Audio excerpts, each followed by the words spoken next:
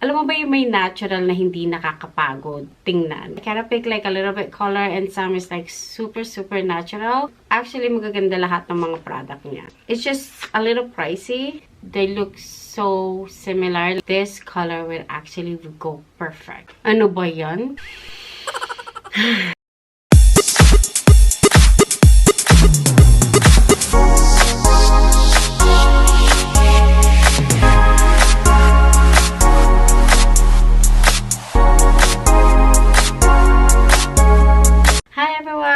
Welcome back to my channel. So, may bago tayo ngayon lipstick na discover ko. It's not that really new because it's been out for like few months or probably 6 months ago. But this one is one of my favorite brand, and I believe I did one of the video for this one, but it was like a different one. It's like more stained, but this one is gonna be like more like it's like creamy satin lipstick. So, eto guys, nakita ko siya sa mga social media.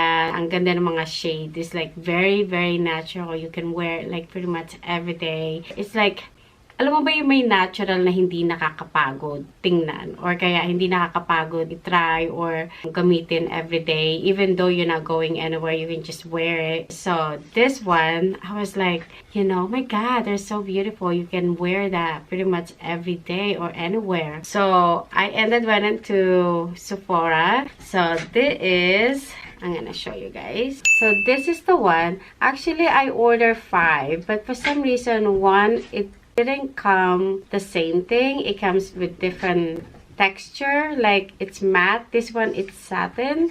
This is the other one. So how it's different, but I didn't order this. I'm going to try it anyway. Really excited talagang gamitin ko to or i-try ko to kasi yung mga color niya ang gaganda. Super talagang ganda. So this is what it look like, and meron siyang name in there like the Anastasia and then Beverly Hills, and then of course the logo right in there. I kind of pick like a little bit color and some is like super natural. I just wanna get like my option in there. Magaganda ang mga lipstick ng Anastasia. Actually, magaganda lahat ng mga product niya. It's just a little pricey. So, buksan natin lahat to. Itong 4, try natin siya. So, meron mga dark color in there. I did not order the dark color because I wanted to do like this 2023. I wanted to do like natural lipstick. So, let's clean my lips. I'm gonna clean my lips. So, my lips is clean now. The first lipstick that we're going to try is the color of taupe. Look at that. It's very natural. It has like a little pink. Guys, ang kulay niya. It's very natural siya. Look at that. This on the side is my natural lip color, and this one has that beige color with this lipstick. They look so similar. Like, it looks like a very natural, right? Super nice. Feelings too is very nice. It's very lightweight, super natural look, super moist on the feelings. That is not something like you get tired wearing it. So let's try for the next one. So the second color, guys, is gonna be soft brown. Ang ganda ng pagkakulay nito, guys. This one, like I said, it has a little bit color, but it's okay because it's more like a brown. So if you have a lighter skin or a little bit like tan color, this color will actually go perfect. Very lightweight, very moist on the lips. So let's try the third one. The third color, guys, is gonna be color of tease. This one has in between orange, brown, something like that, but also has this beautiful color again. All color we're trying is supposed to be for your summer color. This is the color. For some reason, this one is a little bit like a sticky feelings to it. Like, it's not the same feeling on the first one. Hindi siya gaanong katulad ng una. Tinaray ko kasi ito parang kasi ang hirap niya kasing explain eh. Ito kasi parang siya, yung parang bang mas sticky siya. Maganda yung kulay niya, pero tsaka medyo may puti siya. Parang ganun. Or just in my camera or something. But let's try for the fourth one, okay? The fourth one, guys, is gonna be the haze color. Okay. Gotta tell you something. This one is a very light color that actually I picked for all my video. I'm not sure if it's this gonna be like looks okay for me or it's gonna be somebody's gonna be looks okay, but I just wanted to try it. It's because it's super light. So ayan, diba, napaka-light niya, halos hindi mo na makita, pero ayan yung kulay niya. Let's try this. Ito yung pinanlas ko talaga kasi gusto ko siyang, hindi kasi ako sure eh kaya pinalas-las ko talaga to. Ano ba yan? Para naman akong patay.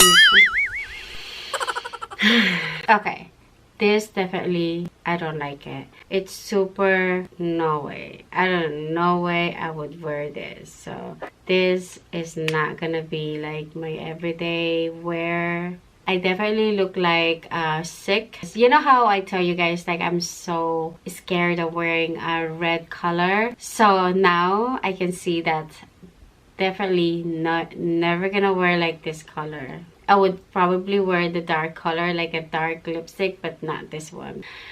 No matter how beautiful my makeup would be, this lipstick is gonna ruining my look. It's probably good for other people, but it's not gonna be like for me. So let's try for the last one. Is the matte color, the one that I didn't order.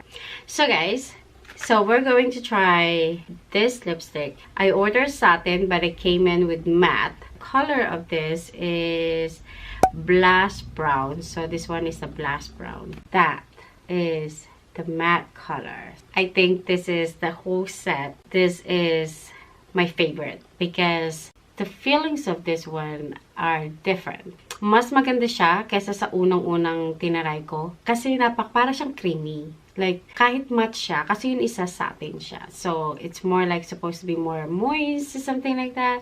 And then, matte is more like dry. In fairness, ang ganda ng kulay niya. Nag-iisang nilalang na dumating na hindi ko in-order. Pero, siya ang pinaka maganda. This is matte and this is satin. And if you guys look closer, so that's the one. Right here are the satin. And right here, it's the mattes. So the last 5 lipsticks that we tried it, and of course as you guys can see I'm still wearing it. So this one is the matte color, guys, and I think for the 4 color there's only one that I really like.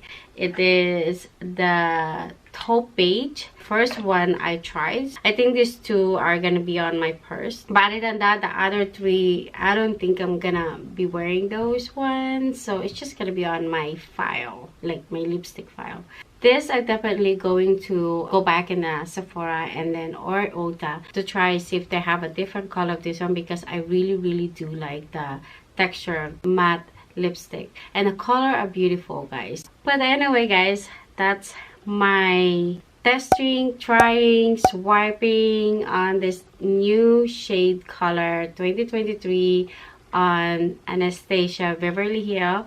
So if you haven't tried that or you see something color that you like in this video, you can go to Sephora and Ulta or go to website, because there are a lot of color that's in there that might fit for you guys. But anyway, hopefully for the next video we'll have something interesting or different type of lipstick that we can try para naman maiba-iba yun ating mga videos. Pero salamat guys sa pag-watch ng mga video ko, and thank you for always supporting me. And if you haven't subscribed to my channel, do subscribe now, because I do sometimes do giveaway on my channel and also my other channel. So I have a daily life that I more upload videos in there because it's different. You're gonna have to have fun, diba? But anyway guys, thank you so much, and I'll see you guys again to my next video. Bye!